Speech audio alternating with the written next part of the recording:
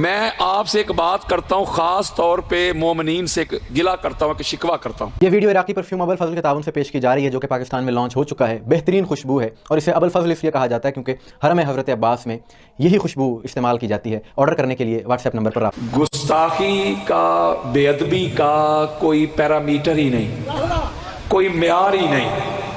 یہ راول پنڈی میں کوہٹا روڈ کے اوپر ایک گاؤں آتا ہے سادات کا، لدوٹ سیدہ، وہاں کے ایک بزرگ سید ہیں، بزرگ 85 سال کے قریب ان کی عمر ہے۔ 9 محرم کو ایک محفل ذکر حسین ہو رہی تھی اور سنی سید ہے، اس میں انہوں نے خطاب کے دوران قرآن مجید فرقان حمید کی سورہ الرعد کی آیت نمبر 25 پڑھی، جس میں اللہ رب العزت نے ارشاد فرمایا کہ لوگو جب کسی کے ساتھ کوئی میثاق کرتے ہو، عہد کرتے ہو، ایگریمنٹ کرتے ہو، صلح کرتے ہو، تو پھر اس صلح کی جو شرائط ہوتی ہیں ان کا پاس رکھا کرو، ان کا خیال رکھا کرو، اور جو صلح کرنے کے بعد اس کی شرائط کو توڑتا ہے وہ دنیا میں بھی لعنتی ہے، حشر میں بھی لعنتی ہے۔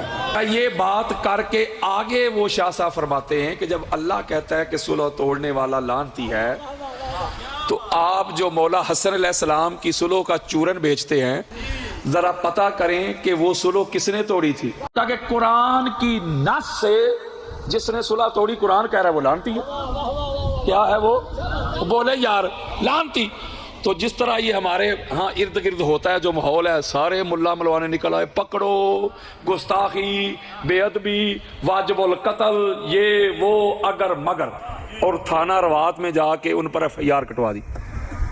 آج تقریباً 20-25 دن سے بھی زائد ہو چکے ہیں وہ بابا جی جیل میں، اور سلام ہے اس سید کو بھی، سارے مل کے آئے ان کے پاس یہ چورن بیچنے کے، آپ رجوع کریں، معافی مانگے، ہم آپ کو معاف کر دیں گے۔ تو وہ فرمانے لگے بھائی قرآن پڑھنے پہ کون سی معافی مانگو؟ میں آپ سے ایک بات کرتا ہوں، خاص طور پہ مومنین سے گلا کرتا ہوں کہ شکوہ کرتا ہوں، کوئی گستاخی کرے بھی نہ، اللہ کا قرآن ہی پڑھے، مصطفیٰ کا فرمان ہی پڑھے، تو مولوی صاحب اس پر FIR کٹوا دیں، اور یہ 2 ٹکے کے ملا ملوانے سارا سال سرکار ابو طالب پہ بھونکتے ہیں، ان پہ FIR کب کٹواؤ گے؟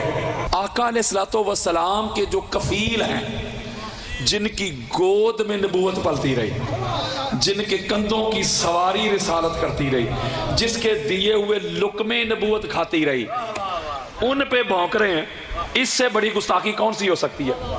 بولیں یار۔ میں کہہ رہا ہوں کہ قرآن فقط چومنے کے لیے نہیں آیا، بیٹی کو رخصت کرتے ہوئے سر کے اوپر رکھنے کے لیے نہیں آیا، الماری میں سجا کے غلاف کے اندر رکھنے کے لیے نہیں آیا، قرآن پڑھ کے پھر اس پہ عمل کرنے کے لیے آیا ہے۔ وہ یارو میں نے کون سا نیا کام کیا تھا؟ وہ کراچی والا مناظرہ نہیں سنا آپ نے؟ وہ قرآن ہی پڑھا تھا یار، بات ہی نہیں سمجھ رہے۔ میں نے ایک کتاب لکھی ہے افضلیت علی علیہ السلام، اس میں نے 1500 قرآنی آیات، 5000 احادیث، 250 سے زیادہ اصحاب کے اور امہات المومنین اور محدثین کے اقوال جمع کیے افضلیت علی پہ۔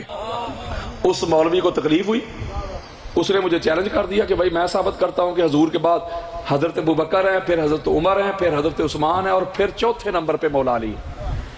اس نے کراچی بیٹھ کے مجھے چیلنج کیا، میں نے اس کا چیلنج قبول کیا، اپنی جیب سے ٹکٹ خرچ کے ادھر پہنچ گیا، بولے، اور جا کے میں نے کوئی گستاخی نہیں کی، کوئی بے ادبی نہیں کی۔ اس کے شروع میں نے کہا تھا، ہاتھ اٹھا کے حلف دیا تھا کہ میرے دل میں بھی کسی کی گستاخی کا شائبہ اور شبہ تک نہیں ہے، لیکن میں نے قرآن سنانا ہے، حضور کا فرمان پڑھ کے سنانا ہے۔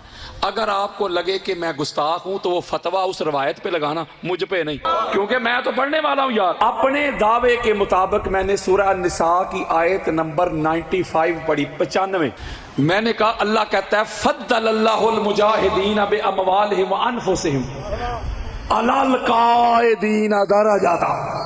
میں نے کہا اللہ صاف صاف کھول کے بیان کرتا ہے کہ وہ لوگ جو میرے راستے میں جنگ کرتے ہیں، جہاد کرتے ہیں، قتال کرتے ہیں، تلوار چلاتے ہیں، میرے نزدیک وہ افضل ہے، ان کا درجہ بلند ہے، وہ اعلیٰ ہے، وہ عرفہ ہے۔ کن سے افضل ہے؟ اللہ کہہ رہا ہے بیٹھے ہوں سے۔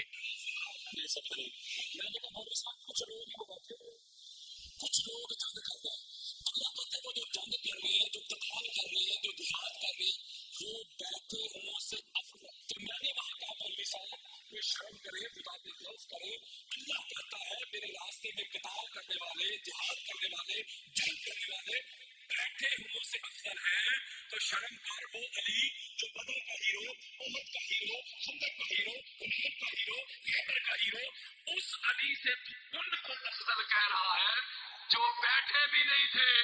میں نے کہا وہ بھاگنے والے تھے۔ جب میں نے بھاگنے کا لفظ استعمال کیا، جو لفظ قرآن کا، جو بخاری کا، جو مسلم کا، جو ابو داؤد کا، جو ترمذی کا، جو حاکم کا، جو قسطلانی کا، جو اسقلانی کا، جو سیوطی کا، جو بہقی کا، جو طبرانی کا، جو قاضی عیاض کا، ابن حجر مکی کا، احمد رضا خان بریلوی کا، مولوی صاحب کہتے نہیں نہیں بھاگے نہ کہو، اللہ سلامت رکھے، تشریف لے گئے۔